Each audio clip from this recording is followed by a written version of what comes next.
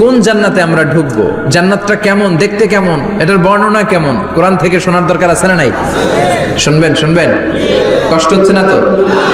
আসুন আমরা শুনি আল্লাহ তাআলা জান্নাতের ভেতরে আমাদের জন্য কি নাজ নেয়ামত তৈরি করে রেখেছেন। আমরা মহাবিশ্বয় মহাগ্রন্থ আল কোরআন থেকে ধারাবাহিকভাবে আজকে শুনবো ইনশাআল্লাহ। পড়েন।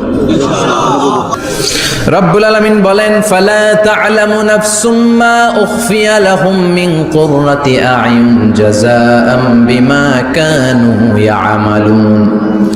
কত সুন্দর জান্নাত আমি তোমাদের জন্য প্রস্তুত রেখেছি, তোমরা কল্পনাও করতে পারবে না, কল্পনাতেও আনতে পারবে না। ফালা তা'লামু নাফসুম মা উখফিয়া লাহুম, কত সুন্দর জান্নাত আমি রেখে দিয়েছি, পৃথিবীর কেউ এটা বলতে পারে না, কারোর ধারণার মধ্যে জান্নাতের ধারণা আসতে পারে কত সুন্দর হবে, কল্পনাতীত জান্নাতের সৌন্দর্যটা।